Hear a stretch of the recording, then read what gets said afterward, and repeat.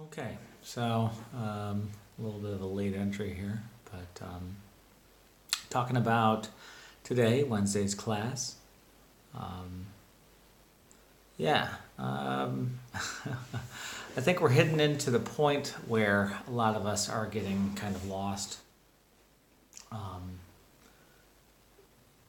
we did a lot of physical stuff last couple weeks, and so that, doing is a lot more, you know, simple. If it's still hard, but it's simple. You just have to, move and exert yourself, and then you will achieve this thing. But now we're sort of getting philosophical and metaphorical, and like something that you can intellectually understand, but then understanding it in the body is super difficult. So for Thomas's class, we did more mask work. Um, and like I understand the things he's saying, the philosophy on the movement, but then like when we go up into the space, like this whole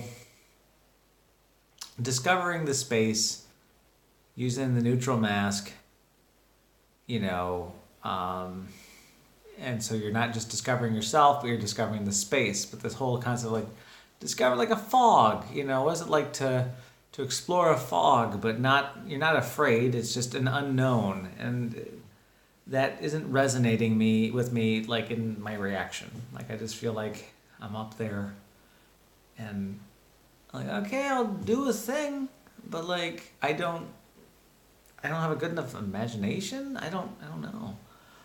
So it's really difficult for me to embody whatever the hell we're doing. Um, so it's kind of where I'm having a bit of a hang up in that class, in that session.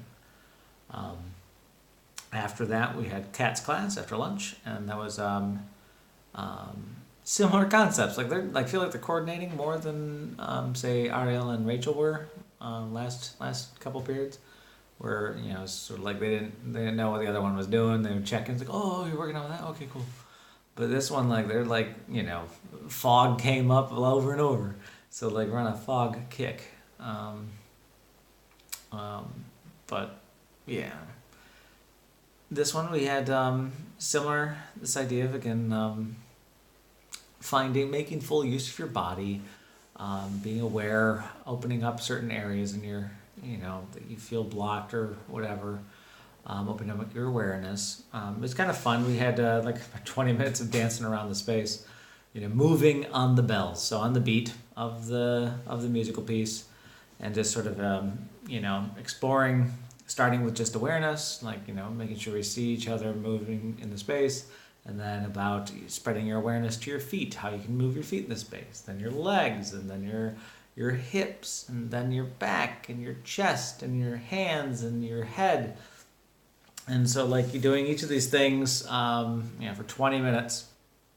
And so that was fun because again, more physical, objective based.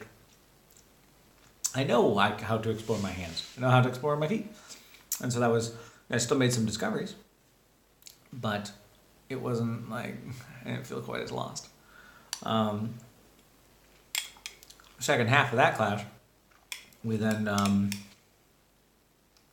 did this, we did some like qigong, so it's like tai chi, right? Some qigong style movements, and those remind me a bit of fencing, where you're supposed to let your structure of the skeleton hold your arms up, hold your body up, but if you do it wrong, you'll end up using your muscles a lot, and your muscles will get tired, and you won't be able to do for 15-20 minutes this arm opening and closing exercise, where you're leading from the chest and opening your arms, and then you're expanding, pulling your back, and that brings your arms in. And so this idea of like connecting to the chest, connecting the breath to the arms, the movement in the arms, and what I think I'm doing versus what I'm actually doing. And so that was again, at least something that I could understand what I was doing or missing. But then we got a little bit more into this philosophy again about playing in the fog. It's like, man, I don't know. I don't understand fog. Fog isn't resonating. What the fuck does it mean to to let the fog be part of you. Like I don't feel a connection that I think others are. But then we had some devising, and that's coming along. Kind of like threw away, or moved beyond, not threw away, but we came up with some images yesterday, and then today it's like, let's work on this one thing. And then while working on that one thing, we're like, hey, what if we just told the story of this one thing, of trees, magical trees and people. Tree that absorbs a person. I don't know, we don't have a narrative yet, but like we have this tree image that we wanted to play with, and that's really satisfying. So I think that's where we're going for the devise piece. It started life as like some adventure, and now it's just like, I don't know, absorbing tree. And then, so after that, I had a brief meeting with my praxis group, and that was a little tense. One of the members wasn't enthralled with meeting, and so they left. And so then three of us, while we're on our way to the train station, it just sort of came about like just talking, kind of was a praxis meeting in its own right, but also kind of just like discussing about how we're feeling, where we're at. Like, it was good to connect, and like, I'm confused, I'm having problems with this. I'm frustrated with my progress or my lack of progress in some areas. And I set my dates, my goals, my milestones rather. And like, I'm trying to achieve something by then, by like end of the term, end of this next 2 weeks or whatever. And so I have all these plans, and like I don't feel like I'm achieving them. And the general feedback from the peeps was like, it's like, well, just forget about them. You can't really have plans. This process doesn't work like that always. Apparently Ariel had said 1 week that it was like, sometimes I tell a person, go outside, come back in 2 hours, and then they'll understand it. Another person, he might say, go away, come back in 3 months. And so that some people just take longer to understand something. And usually I feel like I get things quickly, but I just don't on some of these things. So maybe I need 3 months. But yeah, it was good. It was a good talk. It's definitely put me some perspective on things. But yeah, so like, I don't know. I think going forward, the general advice that I took away was this idea of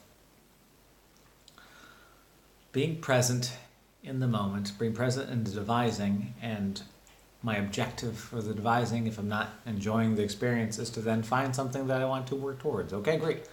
My ideas aren't being used, or my feedback doesn't seem to be welcome, so instead I'm going to improve my ability to focus on this particular style of movement. This, just like I want to be able to simultaneously do 2 different things with my hands. So that's what I'm going to work on. That's my objective for this devising. No one wants my creative output. And I think at least then I will feel like I'm accomplishing something, like I'm working towards something. Yeah. It's a day. My hope for going forward is that we'll find more opportunities to hang out and have, like, fellowship or whatever. Like, we're not eating food with each other. I think that's kind of a big component sometimes to bonding, is just sharing a fucking meal. And getting people together to go do a thing all together. And there's always going to be people like, I don't want to do it.